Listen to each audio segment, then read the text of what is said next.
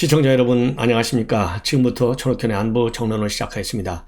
이제 시간이 벌써요 6월 18일 밤 11시가 훌쩍 넘었습니다. 이제 심야가 되어 가는데요.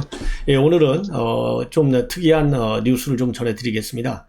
바로 여러분들 잘 아시겠지만요, 양산 사저 시위를 하니까 우리 보수 단체 유튜버들이 그 맞불시라고 하는 핑계하에 지금 윤석열 사저 앞에서 계속해서 시위가 지금 이루어지고 있어요. 그래서 오늘은 제가 이제 그동안에는 신문 보도 그리고 방송 보도를 보고 제가 압축해서 해석해 드렸는데요. 오늘은 윤석열 대통령과 같이 사는 이 아크로비스타 주민 한 분을 제가 어렵게 모셨습니다. 그래서 생생하게 아크로비스타에 있는 사저 지금 서울의 소리에 사고 있잖아요. 이 시위와 관련된 주민들 반응이랄까요? 그리고 시위단체에 관한 여러 가지 현장에서 보는 우리 주민들의 이제 관찰사항 이런 것들을 좀 여러분들께 생동감 있게 전해 드리려고 합니다. 그래서 시청자 여러분들께서요 좀 많이 들어주시면 대단히 고맙겠습니다. 자, 안녕하세요. 네, 안녕하세요. 예, 오늘 이렇게 밤늦게 전화 인터뷰에 응해 주셔서요 정말 고맙다는 말씀을 드리고 조금 전에도 말씀을 드린 것처럼 우리 이제 뭐 단순하게 대통령 자택 주변에 사는 주민들뿐만 아니라 우리 국민들 모두가 이번 시위에 관해서 굉장히 우려를 하고 있어요. 그래서 우선 자기소개를 좀 한번 간략하게 해주시고 현장 분위기 좀 말씀해 주시면은 고맙겠습니다. 네. 네, 반갑습니다. 윤석열 대통령님, 또 김건희 여사님과 아직은 같이 아크로비스타에 살고 있고요. 떠나시는 게 못내 아쉬운 이웃 사촌입니다. 네네. 네, 지금 뭐 맞불 집회라고 얘기하지만 사실상 보복 집회라고 생각하고요. 네. 입주민하고 뭐 주변의 아파트 피해 당연히 있죠. 지금 기말고사 기간입니다. 그렇죠. 굉장히 중요한 시기인데요. 이 시위자분들 공부를 안 해보신 건지, 네. 안 시켜본 건지, 네. 이 시험 기간의 중요성을 모르는 것 같아요. 네, 정말 안타까워요. 아기를 키우는 집들은 집회 소음 때문에 창문도 못 열고 있고요. 아, 그러시구나. 네, 집회 맞은편에는 유치원이 있어요. 네. 이렇게 미취학 아동들 굉장히 스트레스 많이 받고 있고요. 네. 근데 뭐 이것보다 더 큰 외압도 견디시고 이겨내신 윤석열 대통령님이 계시는데 네. 뭐 함께하는 남은 시간 동안 네. 이 정도는 함께 참고 견딜 수 있다. 네. 윤석열의 성공한 정부를 위해 함께 견디자라고 네. 입주민들은 잘 참아주시고 계십니다. 네네. 그래도 뭐 입주민들이 그렇게 좀 인내하면서 참고 계시고, 또 얼마 전에도 보니까 좋은 또 일을 준비하고 있는 것 같더라고요. 왜냐하면, 지금 이제 대통령 한남동 관저가 이제 완공될 단계에 와 있지 않습니까? 그러다 네. 보니까 입주민들이 또 떠날 때 대비해가지고, 그동안 이제 대통령 내외가 찍은 이런 사진들을 모아갖고 선물도 준다고 하는데, 그 선물 마련하는 것만큼이나 입주민들이 많이 참는 것 같아요. 그럼에도 불구하고 우리 국민들 우려도 크고, 그리고 이제 시위 소음이 이제 커가지고, 굉장히 아까 말씀드린 대로 그동안에 이제 신문에는 이 공부하는 학생들한테 큰 영향을 주고 있다. 이게 평생 한 번인데. 근데 그쵸. 정말 거기 이 갓난 애기들 있는 분들은 애들이 밤에 잠 못 자고 우는 거 그거 굉장히 어렵겠어요.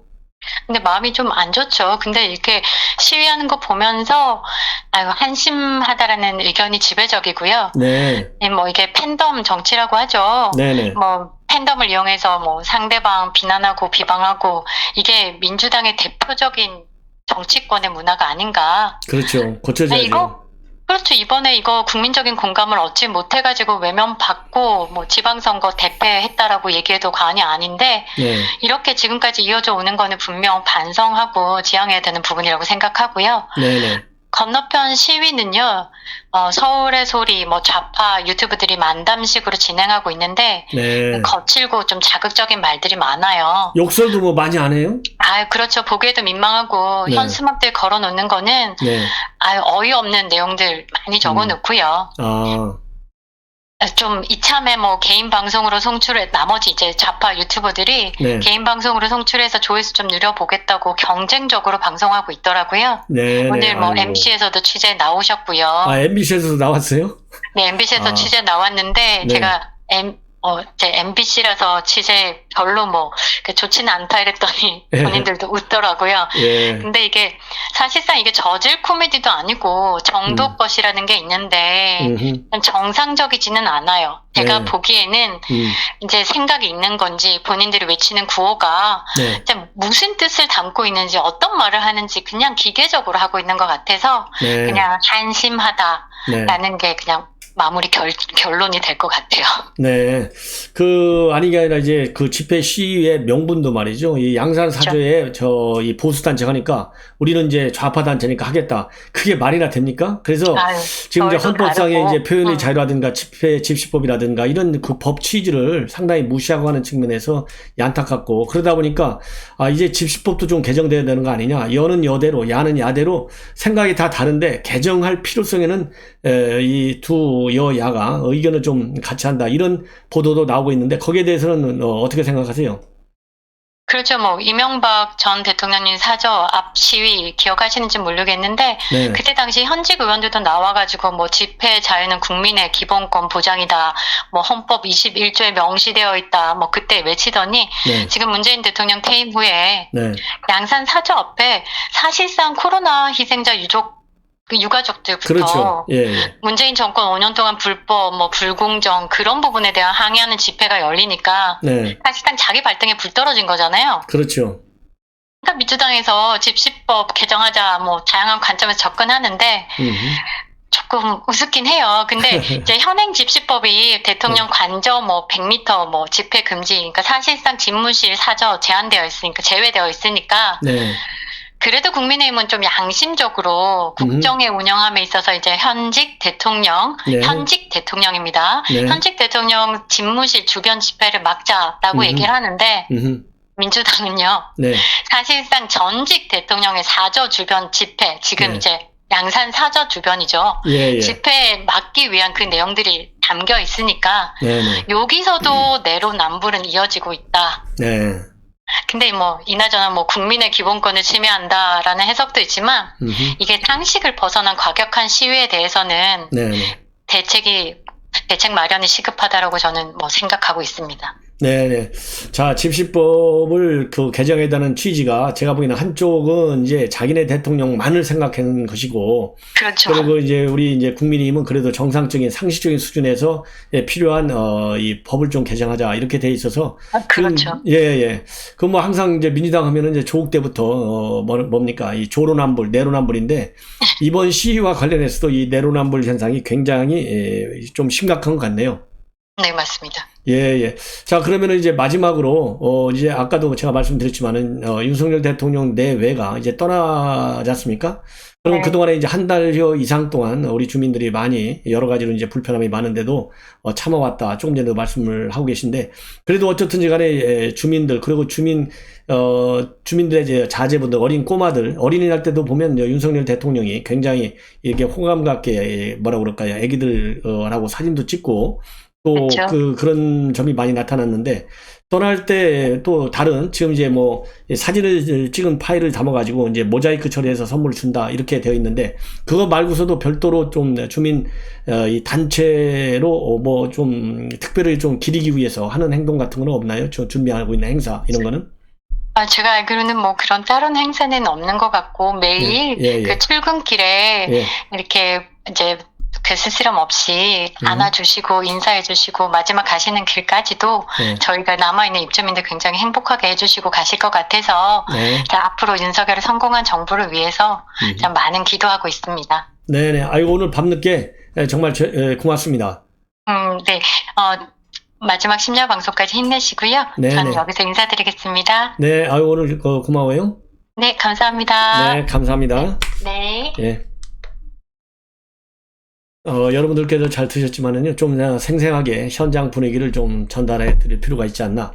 그리고 주변에서도 저에게 좀 현장 분위기 서초동에 가까우니까 그 동네 주민들 좀 반응 좀 담아 줬으면 좋겠다. 이런 요청들이 저에게 많이 왔어요. 그래서 어렵게 한 분 주민을 좀 찾아가시고 인터뷰를 밤늦게 전화 인터뷰를 진행을 했습니다. 시청자 여러분들께서 이 분위기 그리고 여는 여대로 야는 야대로 집시법 개정을 하려고 하는데 야당의 집시법 개정은 오로지 양산 사저 하나만을 위한 이 개정 이게 바로 당리당략적 접근이 아니겠습니까? 그런 점에서 상당히 좀 안타깝다. 그래도 5년간 집권 여당을 했으면요, 집권 여당다운 무게감, 책임감, 그리고 균형된 사고방식, 이런 틀 안에서 집시법이 됐던 이 법률 개정을 논의해야 되는데, 오로지 문재인 대통령에 대한 충성, 이 차원에서 이런 개정 작업을 한다는 거 굉장히 안타깝게 보이고요. 그리고 지금 이제 서울 이 헤럴드 경제에서 단독으로 보도하고 있는 내용인데요. 지금 이제 서울의 소리를 중심으로 해서 지금 집회가 열리고 있고, 또 양산 사저에서도 보수 우파 성향의 유튜버들이 마찬가지로 고성 욕설, 이 집회가 한 달 넘게 이루어지고 있어요. 그래서 주변 주민들, 양산 사저 인근에 있는 주민들도 굉장히 피해가 많다 이렇게 호소하고 있고, 뭐 이 정신병원 가시는 분들도 10분이 넘는다 이렇게 해서 실질적인 피해가 눈에 와 닿게 지금 벌어지고 있어요. 그러다 보니까 최근에 말이죠, 이 경찰 자문단에서는 어떤 지금 아이디어를 내놓느냐, 집회 시위 자유 보장도 중요하지만 주민 피해가 상당히 크다. 그러면 이것을 경찰이 집회를 방지하면 또 집회, 시위의 자유, 표현의 자유를 막는 것이 돼가지고 또 법률적으로, 정치적으로 문제가 되니까 어떤 묘안을 내놓고 있냐면요, 직접 주민들이 법원에다가 집회금지 가처분 신청을 내면 법원에서 결정이 나올 것 아니겠느냐. 그러면 그때 그 법원의 결정을 가지고 경찰이 이 법원의 결정문 안에서 이런 집회를 제한하는 것이 좋지 않겠는가. 이런 또 이 의견을 내놓고 있습니다. 그래서 어떻게 됐든지가 말이죠. 조금 전에 이 주민도 얘기를 했지만 과거 MB 대통령 때 얼마나 난리를 쳤습니까? 지금은 양산 사저에서 이 보수우파 단체 유튜버들이 시위는 하고 있지만은요, 국민의 의원들 단 한 명이라도 가고 있어요. 그런데 MB 대통령이 퇴임을 했을 때는 그 당시 이제 박선영 의원을 비롯한 박영선 의원, 죄송합니다. 이 박영선 의원을 비롯한 현직 의원들, 정청래, 이 현직 의원들까지 가서 구속하라 이렇게 막 고함 지르고 소리 지르고 집회 시위를 한다 있어요. 그것도 몇 달씩이나. 그런데 지금 이제 양산 사저 지금 지난 5월 10일 날 내려갔으니까 이제 한 달 조금 열흘쯤 됐는데요. 이거를 갖다가 이제 법까지 개정하고 나오는 거 보면 이거는 민주당이 물론 이제 법 개정 필요성도 없지 않아 있겠지만은 상당히 균형을 잃은, 그야말로 내로남불의 전형을 이번 시위 사태에서도 보여주고 있다는 점, 이 점이 굉장히 아쉽다 이렇게 저는 지적을 하고 싶습니다. 그리고 오늘 나와 있는 얘기 중에 또 중요한 것들 몇 가지를 이제 여러분께 말씀을 드리고 싶은데요. 우선 전현희 권익위원장이 오늘 드디어 본인의 입장문을 내놨어요. 왜 그러냐면 이제 윤석열 대통령도, 그리고 권성동 원내대표, 그 다음에 이준석 대표 등등 우리 국민의힘 그리고 정부 여당에서 전현희 위원장을 비롯해서 이 한상혁 위원장, 이 법률에 정해진 임기를 지키는 것도 굉장히 중요하지만은 이러한 고위직은 생각이 그래도 대통령이 임명한 자리로 그야말로 정무적으로 임명한 거 아니겠어요? 그러다 본다면 자기네들과 생각이 다른 정권이 들어섰으면은 그만두는 게 정치적인 예양상으로도 맞고 사실상의 법률의 취지에도 맞는 게 아니냐, 대통령제 하에서 이런 입장을 내놨는데요. 여기에 대해서 전현희 위원장 조용히 있다가 결국은 어제 이 기자들하고 만나갖고 본인의 입장을 내놨는데요. 나는 임기가 정해진, 법이 정한 대로 임기를 끝까지 맞추고 떠나겠다라는 입장을 내놨습니다. 그래서 한마디로요, 지금 여권에서 제기되고 있는 사퇴해야 되는 것이 아니냐라고 하는 여론에 대해서 강하게 일축하고 나섰어요. 그래서 이 전현희 위원장이 얘기한 내용을 보면요, 우선 법률에 정해진 공직자 임기를 두고 거친 말이 오가고 또 국민들에게 걱정을 끼치는 상황, 상당히 안타깝다. 그리고 권익위는 법률에 따른 대한민국의 부패 방지 총괄 기구이고 또 국민의 권익을 구제하는 매우 중요한 기관인데 거치에 대해서 법률이 정한 국민 권익보호라는 역할을 성실히 수행하겠다. 그리고 법과 원칙을 고민하고 국민들의 말씀을 차분히 경청하겠다. 그리고 대한민국과 국민들에게 가장 올바른 길이 무엇인지를 찾도록 노력하겠다라고 입장을 밝히고 있습니다. 이 얘기는 한마디로 말해서요, 내가 임기가 정해진 만큼 하고 나가는 것이 국가권익위의 기본적인 기능과 역할에 부합하는 것이다. 따라서 이 새로운 정부가 들어섰지만 나는 추호도 사퇴할 의향이 없다라는 점을 분명히 밝히고 있어요. 자, 그러면 참고적으로 윤석열 대통령은 최근에 아침 출근길에 뭐라고 했냐면, 이런 사람들 국무회에 굳이 올 필요가 없는 사람들이다. 이런 사람들이 앉아있으면 얼마나 국무위원들이 불편하냐. 거기서 제대로 된 국정토론이 이루어질 수 있겠느냐. 그래서 그만두는 게 낫겠다. 사실상은 이런 입장을 낸 바 있고, 권성동 원내대표도 대통령이 바뀌었으면은 그야말로 국정과제에 대해서 동의하지 않는 분들인데 물러나는 게 정치 노이상 맞지 않느냐, 이런 입장을 내놨는데요. 민주당에서는 시종일관 이렇게 사퇴하라고 압박하는 것은 명백한 직권 남용이야, 이렇게 반발을 하고 있어요. 자, 그리고 또 하나, 여러분들 아시다시피 지금 이 경찰 권력의 비대화 굉장히 우려되는 상황 아니겠습니까? 경찰 권력의 비대화는 누가 만들어준 거죠? 민주당에서 만드는 거예요. 민주당에서 왜 만들었습니까? 검경 수사권 조정, 말하자면 검찰 개혁이라는 미명하에 검찰이 가지고 있는 직접 수사권 6개도 다 뺏어가고, 그러면서 모든 이 수사권이, 사실상 수사는 경찰이 하는 걸로 지금 되어 있어요. 그러다 보니까 이 경찰 권력 통제 필요성이 있고, 이 통제 필요성에 의해서 이상민 장관이 여러 가지 다양한 보완 조치를 지금 마련 중에 있는데요. 대표적인 것 중에 하나가 바로 이 경찰국을 신설하는 겁니다. 그 다음에는 경찰에 대한 이 감찰 권한, 그리고 경찰에 대한 인사 권한도 행안부 장관이 일정 부분 상당한 역할을 하는 그러한 조치를 취하고 있어요.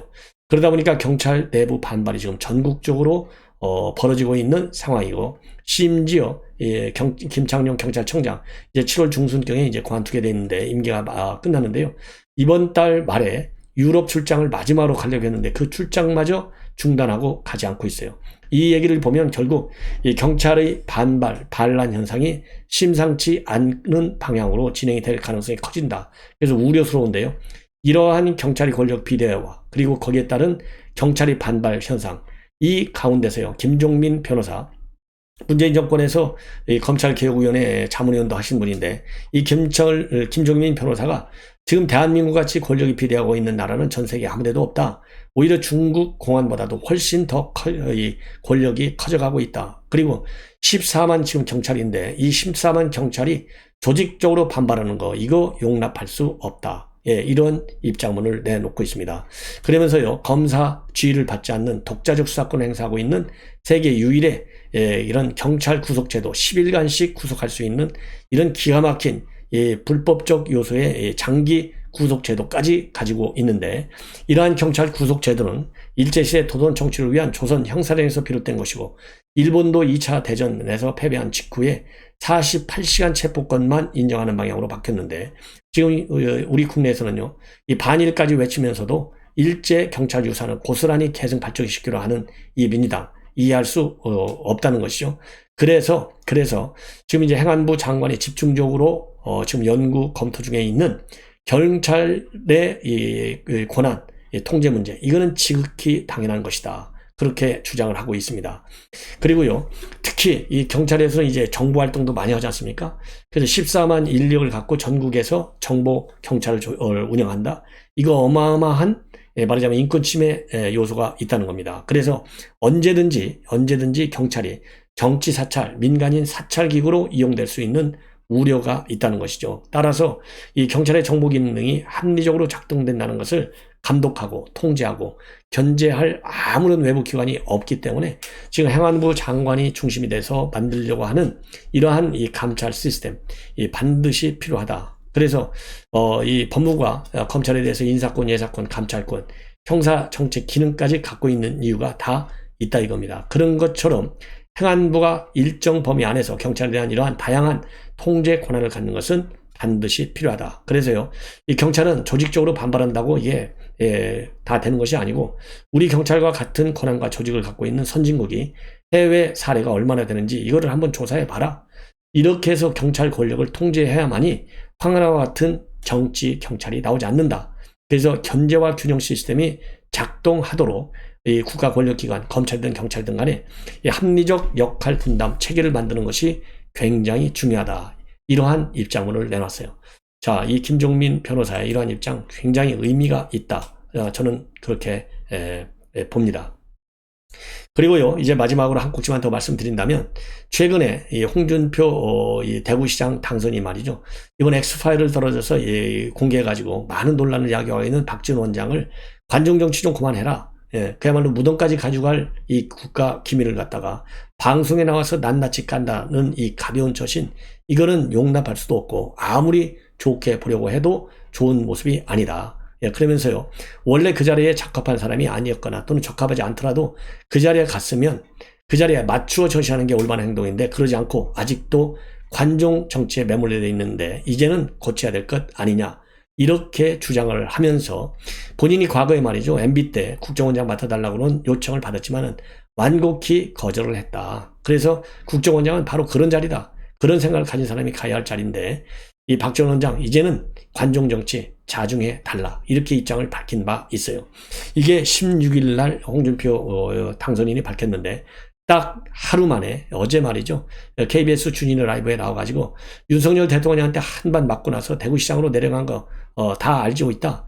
그러면 대구 발전을 위해서 노력을 해야지 무슨 중앙정치 얘기하고 있느냐. 사실상 관종 정치는 홍준표 시장 당선이 최고다. 이제는 그만하라. 그대로 그만하라. 대구시장이나 잘해라. 이렇게 직격탄을 가하는 입장문을 내놨습니다. 자, 누가 더 잘못했는지는 여러분들께서도 충분히 잘 아시리라고 믿습니다. 시청자 여러분, 박지원, 그리고요, 이 방송 언론인 여러분들이요, 당분간만이라도 박지원 원장 초대하지 마십시오. 아주 공해입니다, 공해. 예, 그래서 이 공영 방송은 물론이거니와 종편 이런 데서도 말이죠, 당분간 초대하지 말고, 박지원 원장도 그야말로 국가정보원 사랑한다면서요. 그리고 국가정보원 지원들도 다 사랑한다면서요. 그 사랑한다는 마음이 진실이기를 우리 국민들이 받았다면 SNS 활동도 자제해주고, 그리고 방송, 라디오든 TV든 당분간 출연을 자제하라, 이렇게 저는 지적을 하고 싶습니다. 시청자 여러분, 이것으로 본 방송을 마치겠습니다. 대단히 고맙습니다.